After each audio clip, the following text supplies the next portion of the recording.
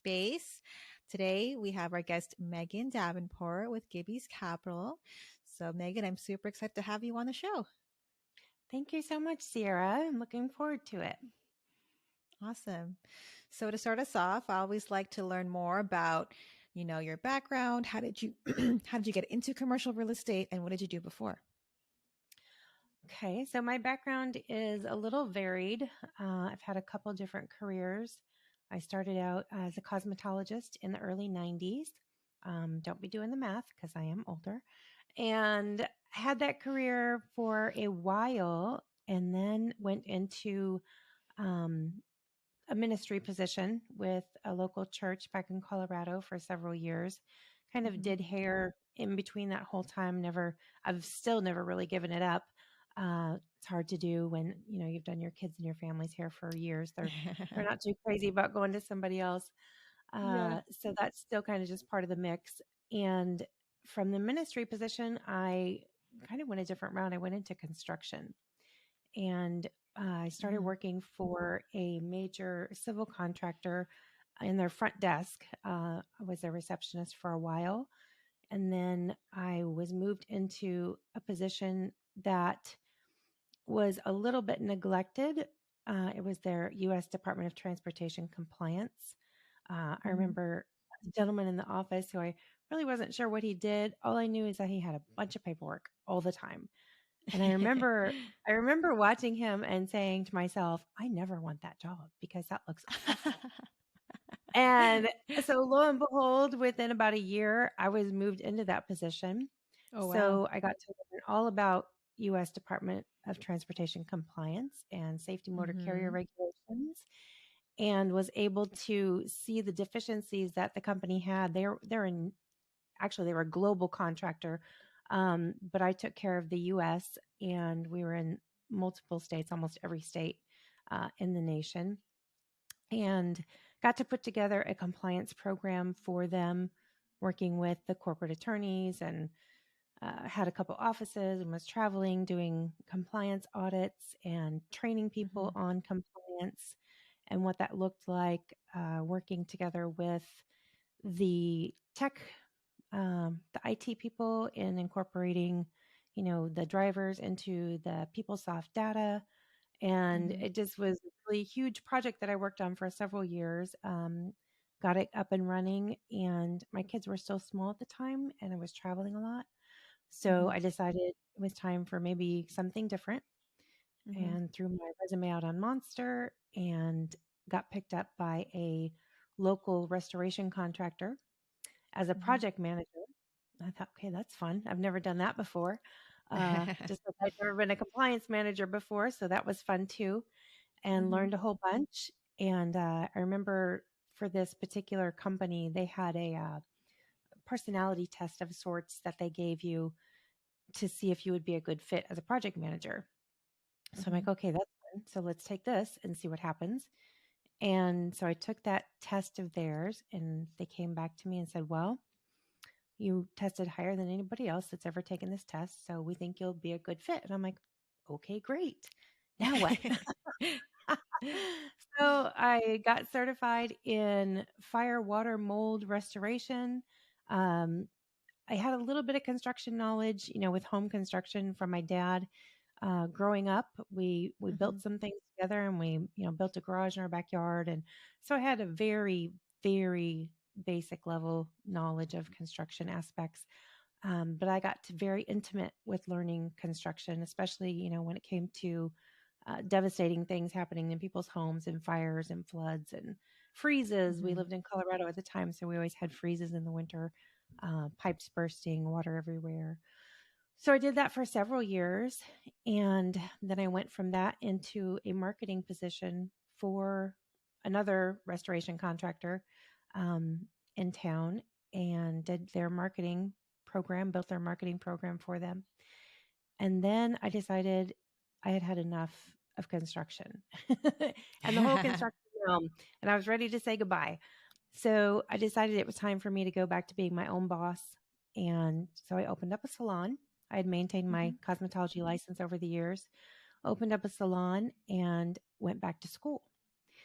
And so during that whole time, I ended up over about a 10-year span having my own hair salon with about 9 stylists, Mm-hmm. and finished my college education through Colorado Christian University.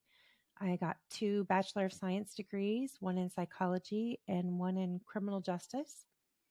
And I wasn't quite sure where that was going to take me. I thought it was going to take me into being a counselor.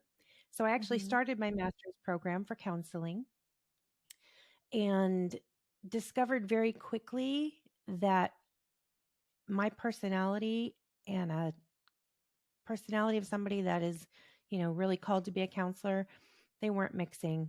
We had some Yeah. role play activities that we were doing, and my role play partner said, in a very loving way, I think he'd be a better coach than a counselor. And I couldn't disagree with her because I couldn't just sit there and listen week after week to somebody Mm. talking about their problems and going, how do you feel about that? Because I'm more like, okay, you need to do this, this, this, this, and this, and fix your life, right? Right, So right. counseling was not going to work out for me. It would have taken a very specific type of client that could have handled me as a counselor. So Right. it was about that same time I went to work for a ministry here in Texas. We had moved to Texas in 2019. Mm-hmm. And unfortunately, that ministry wasn't doing real well. And I got laid off around November.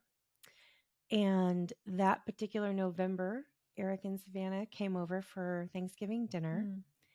Eric was out deep frying a turkey with my husband. Yeah. And the next thing I know, Brett is walking in here to the kitchen saying, we're going to do multifamily. And I'm like, cool. How do we do that? Because Brett's the provider in the family. He's always been the one that's made Mm-hmm. sure he had a job that had insurance and all of those Mm-hmm. benefits that we needed as a family with kids and stuff that were Mm. small and all of Yeah. that. And he's coming in. I've always been the entrepreneurial one. I've always been the one Yeah. that's like, well, I'm going to go be a hairdresser. I'm going to go be a construction person. I'm going to go do this and that. And he's always been the one that's, steady Eddie, Mr. Navy guy. Mm-hmm. And, so he was coming in with something that at least in the interim sounded entrepreneurial. And I'm like, Mm-hmm. okay, what does that look like? So that's when Yeah. we started our journey, Eric. Uh-huh. I think at the beginning was a little apprehensive to have family, potential, future family. At that point, we were future family Mm-hmm. involved with him in business. But he, Mm-hmm. decided to give it a go. Yeah. And it's been amazing. All of Mm-hmm. each one of our people in our partnership, it's me and Brett and Eric. Eric Yep. is now family. He's now our son. Awesome. So Amazing. that's exciting. I know. And That just happened too last it weekend, right? did. It just happened. It was the most Yes. magical wedding I've ever seen in my life. It was amazing. But Yeah, that that each one of our careers really has just fit hand in glove into what we're doing now mhm. in our roles with multifamily, and Yeah, it's been a very amazing ride so far. that's awesome. Yeah. So, I Yeah. mean, when I met with you and Brett and Eric, in Texas, I don't know how many months ago that was now, only a few months Hmm. ago. You guys Yeah. kind of told me your story about how you all got involved. Obviously, Eric, your now son-in-law, kind of Hmm. started talking about it right at that dinner, Yeah. and Yeah. He and did. that kind of sparked Brett's wheels turning. So that's how he wanted to get you guys involved, right? Yeah, it did. He's a very numbers oriented guy, and whatever their conversation was out there, it was all making sense to Brett, financially, Mm-hmm. um, for looking forward into our future and being able to provide for our Mm-hmm. family, create generational wealth, leave a legacy, all of those things were firing with him. And it- since that time, we've talked further about it. And when we relatively close to when Brett and I first met, he had shared Mm-hmm. with me a moment that he missed out on a big, investment opportunity. Mm-hmm. And he was a sailor at the time, and an older sailor had brought to him an investment opportunity. It was a startup company, and it was Mm-hmm. internet based. So this is early 90s. Okay, so keep that in mind. Internet's Yeah. relatively new, and Brett passed on it in his hubris. He thought it was stupid and wouldn't amount to anything. Mm-hmm. And the company was Yahoo. Oh my So gosh. he could have been on the ground floor of Yahoo and he passed. Crazy. Oh my gosh. So whenever he was talking to Eric, he kind of, I call it his Yahoo spark went off. He was like, Yeah. this is another Yahoo opportunity and I'm not going to miss it this time. That's So amazing. yeah, kind of fun. So when was that? That was 2019, you said? So 2019, we moved here to Texas. Mm-hmm. And then let's see, 2020 was COVID. So it was, right at that November 2020. So we've been in this for about Mm-hmm. 18 months so far. Okay. 18 Yeah. months. So Awesome. So we're tell still us pretty about, new. yeah, but you guys have made a lot of progress. So tell us about the Mhm. progress you've made. What does your portfolio look like right now? So our portfolio, I knew you were going to ask me this, so I actually put it on my board this morning. Our portfolio is 71 million. We're about 71.5, and we Uh-huh. have 724 units. Wow. That is really Yeah. fast actually. But I know they say Yeah. that the first deal takes the longest or it's the hardest, I guess. So how long did it take Mhm. from when you started to getting the first deal? I think it was about 7 months. Okay. Brett is our underwriter, and he underwrote probably 100+ properties before we found the first one. And Okay. actually, the very first property that we got in on, we joined up with a group and Mm-hmm. got to play a very small part, but it still counts towards our SREO. So that Yeah. was 224 units up in Fort Worth.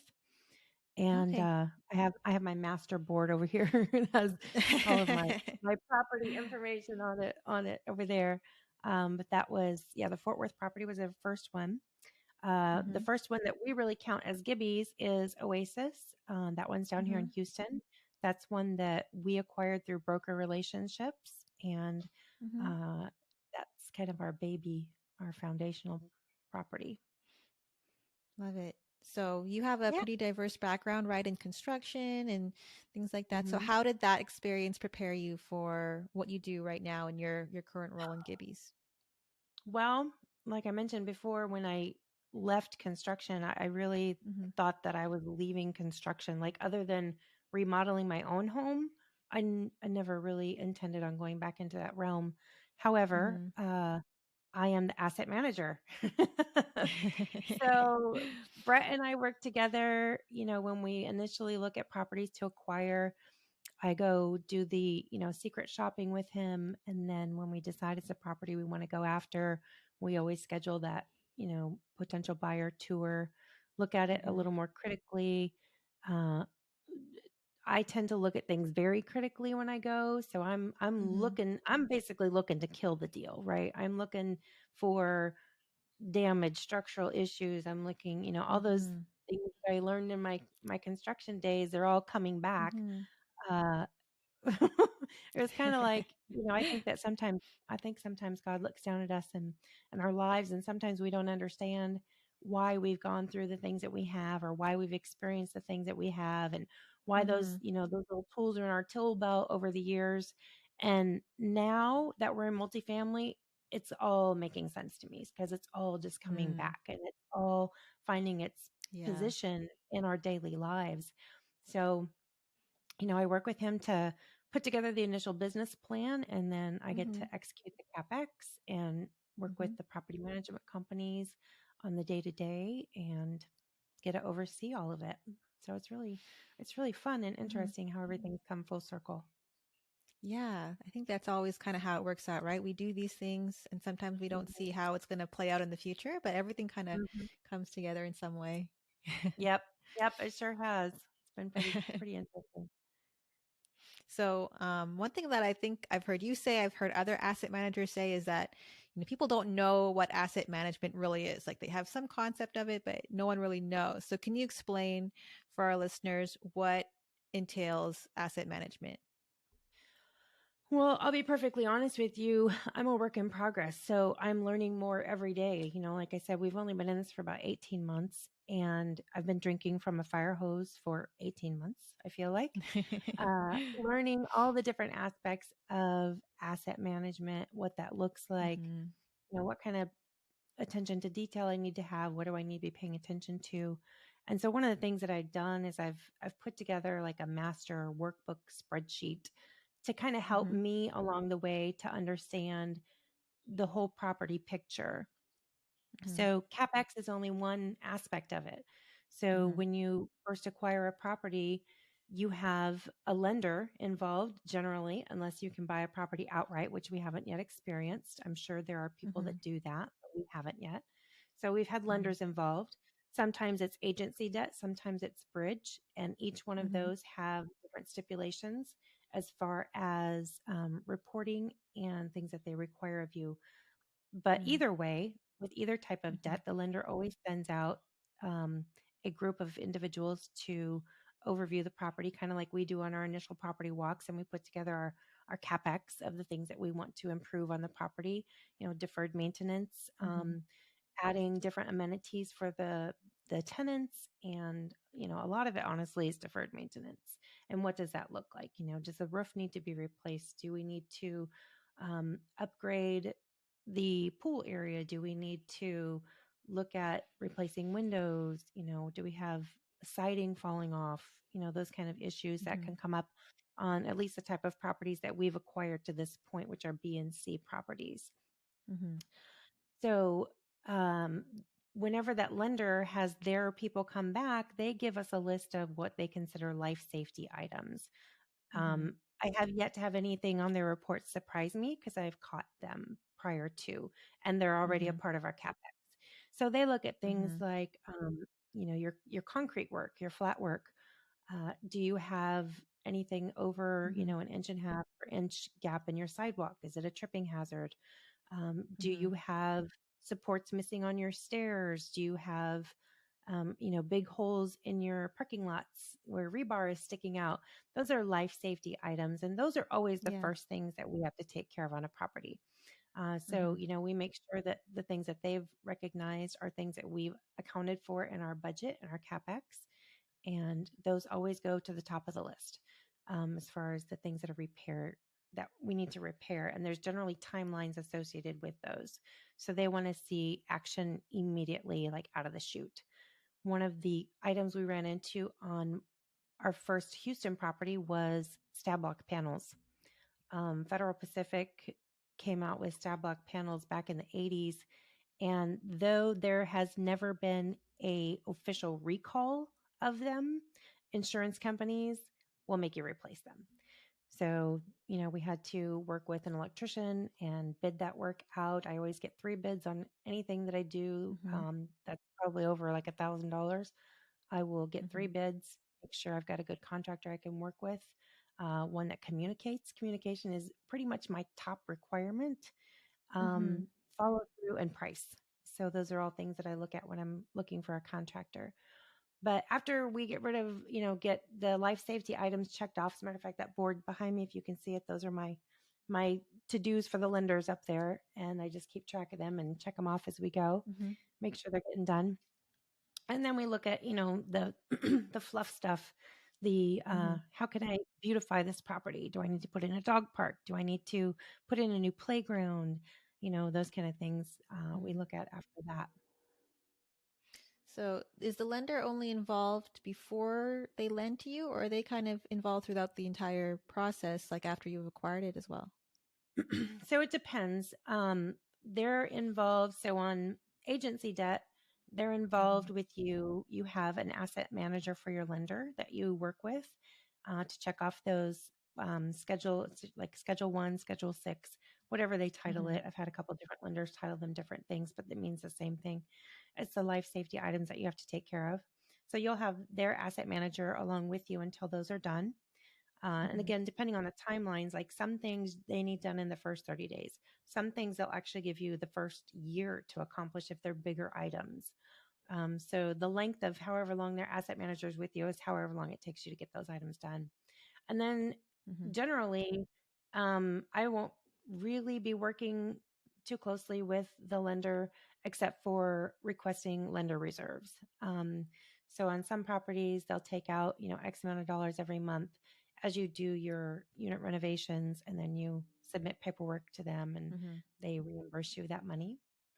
Now, on bridge debt, excuse me, bridge debt is a little different. We've just taken on our first 2 bridge properties. Mm-hmm. So I'm in the learning curve process of that and getting some help from our partners on what that's going to look like. But there's more paperwork for that. Mm-hmm. So with a bridge debt, you don't raise your capex, it's covered by the lender. So they hold on to that, and you have to then submit all of your paperwork. So say I'm renovating 52 units. So as soon as I renovate, X number of units, I'm going to submit that paperwork, show the invoices, show pictures, and then fill out the Mm-hmm. paperwork for the lender. And then they're going to reimburse us that CapEx Mm-hmm. money. So in that way, when it's bridge debt, you're with them for a very long time, working with them, doing your submittals and all of that. And you work with your property management company to get that done. Got it. So it sounds like there's a lot. Is asset There's a management, lot. is it very time consuming, and how much time does it take? Oh my gosh. So it's very time consuming. And I think a lot of it for me is just because I'm learning so much. Like, even if I'm not working on a property, I'm learning. I'm looking for things to learn. Mm-hmm. I always want to get better and do better for our Mm-hmm. properties. I take our fiduciary responsibility to our investors and our lenders very seriously and carry that, with every decision that I make. So I always want to make Mm-hmm. sure that, I'm doing more. And I think Mm-hmm. lately for me, honestly, one of the things that I'm working on is just leadership skills. Mm-hmm. It's something that we don't really talk about in our industry a whole lot, at least not that Mm-hmm. I've seen. I'm sure there are people out there that are talking about it. But when you're in the position of an asset manager, you're working with regional managers. If you're doing third party management, you have regional managers, you have your on site staff, your property managers, your maintenance staff. And there are interactions that you have with them, some more than others. I'm really trying to learn what that balance is and being able to communicate with them in a way that I'm creating a team environment and not coming Mm-hmm. down like an overlord. Um, Yeah. and just finding ways to work with them and encourage them, and what does that look like, and how can we bonus them financially for doing well on the property. What does that look like? And so it's kind of that Mm-hmm. whole leadership aspect too. It's not just the numbers and driving NOI and cash flow and all of those things. It's really people. And if this Mm-hmm. industry is anything, it's a relationship industry. So leadership Mm-hmm. for me is really kind of my overarching um, thing that I'm working on right now and Yeah. continually. Yeah. But Because yes, time as you consuming. Yes. very sounds very time consuming. So I Yes. assume, as you start to, acquire more assets, it's going to get more and more time consuming. You're going to probably have to have a team, right, to help you out with the asset management side of things. Are you just doing Yes. it all yourself right now? So we have partners on all of our deals. Mm-hmm. So we are for the majority of our deals that we have right now, I'm splitting asset management duties. And Mm-hmm. one of our partners, she has a background in third party management. So she's extremely knowledgeable on what happens on that end of things. And she's helping me to Mm-hmm. bridge the gap, as far as what my role is and what that looks like, and all these Mm-hmm. numbers that we deal with every day, and accounting and Yeah. all of those things. So we are sharing responsibilities that way. However, because we do have, my board's getting more full and the number of units is adding up, we are getting Mm-hmm. ready to expand Gibby's, Mm-hmm. and I will be looking for some help with asset management. Absolutely. Got So it. that's part of Mm-hmm. our overall picture. The other thing we're working on just as a Yeah. company is our systems and our processes. And what does that look like? What Mm-hmm. responsibilities can we delegate out, that we're comfortable with? And having Yeah. being so new to the industry with asset management, Mm-hmm. defining roles and positions. And, when we do get Mhm. ready to expand and hire on and get an office, and right now we work out of our home. So, Brett and I were talking about it the other day, and it's almost scary in a way because we're growing so fast and we want to do it right. And we want to be very cognizant of the decisions that we're making and the systems and processes that we're setting up for our company. Uh, Mhm. but it's all just happening so fast. So I'm a little tentative, but at the same time, this whole adventure has been a leap of faith. So Yeah. we're just, head first, all in. Love it. Yeah, it sounds like you're kind of learning as you go. Asset management Hmm. seemed to be a good fit for, your skill set and your experience. So what kind of Hmm. advice would you give to someone who's new to the business, doesn't have a ton of experience yet, but maybe they want to become an asset manager? What kind of advice would you give those people? I would say find someone who's already doing it.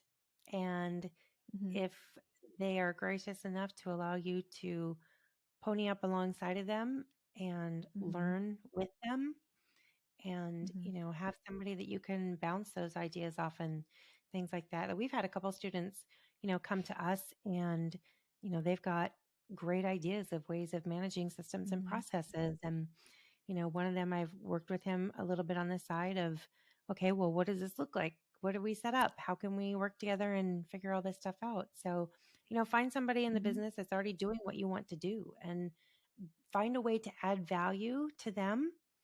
And, you know, this is, again, relationships and value add. That's really how we got into our very first deal.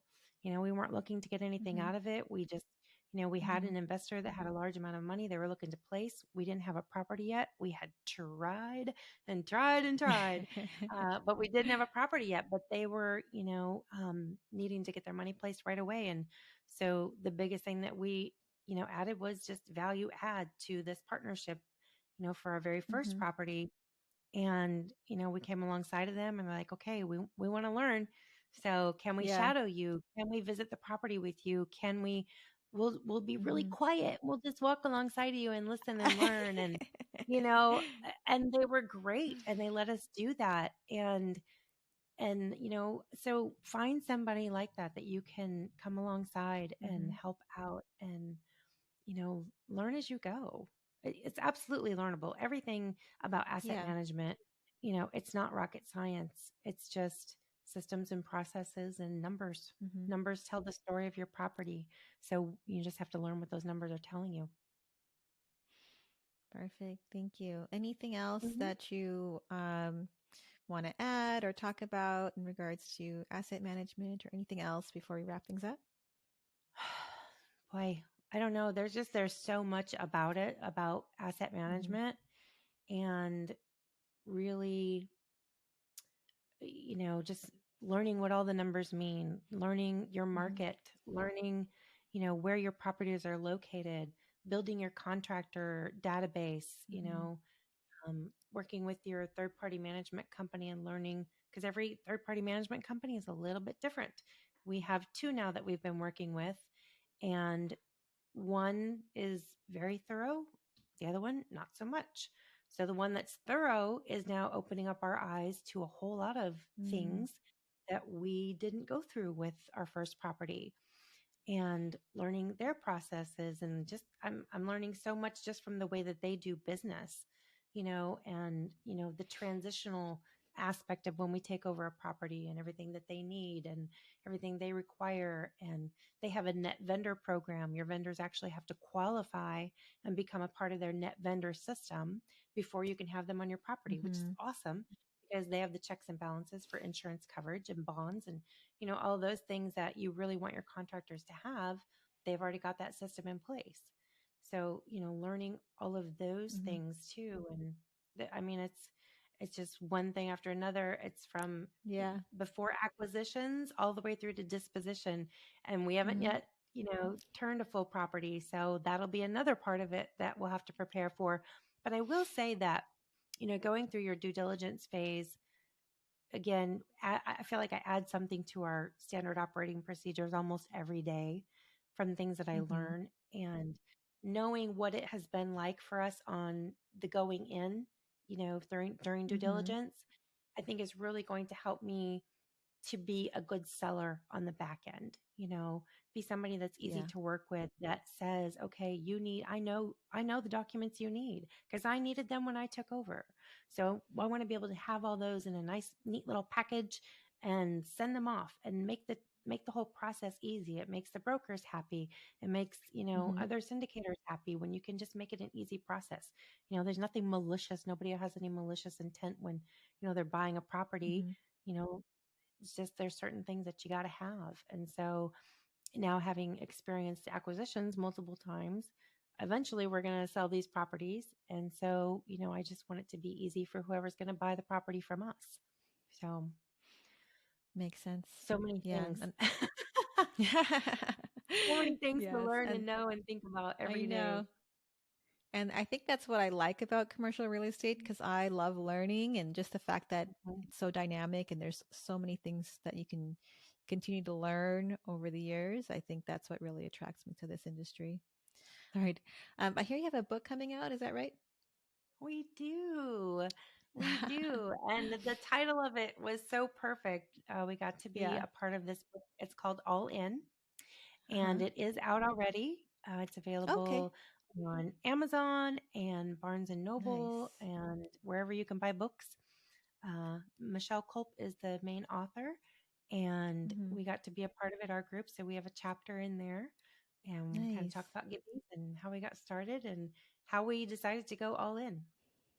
So it Love was it. really fun to do. And at some Awesome. point down the road, I Hmm. have notebook after notebook after notebook. I Yeah. am planning on writing a book on asset management Oh, at some point. I will definitely buy that book. Yeah, So asset yeah. management is a an area that I'm interested in learning as well because Hmm. when we had an Airbnb and I really enjoyed, I know it's probably not the same thing, but I just enjoyed the whole process of managing that. So, Hmm. um but I'm Hmm. I'm good at Yeah. managing and systems and things like that. So, Yep. Hand in awesome. glove, sister. It'll be a good fit for you. Yeah. I know when I first started, I looked for books. I searched for Yeah. podcasts, and there's not a whole lot out there. So Yeah. I Asset figured, management, why I not? feel like it doesn't get talked about a lot. That's why I really wanted to cover it today. Hmm. I think you're right. Yep. Yeah, I really appreciate your having Awesome. me on. This has been fun. Yeah. Thank you. And where can people find you if they want to get in touch? So, gibbyscapital.com, Hmm. um, or, all of our contact information is on there. We're also on Facebook and Twitter, not Twitter. I think we did have a Twitter at one point. Uh, TikTok. We're working on our TikTok. But Nice. our website is the best way to reach out to us. So, um, Okay. yeah. Perfect. All right. Well, thanks for being on the show, Megan. Thanks, Ciaara.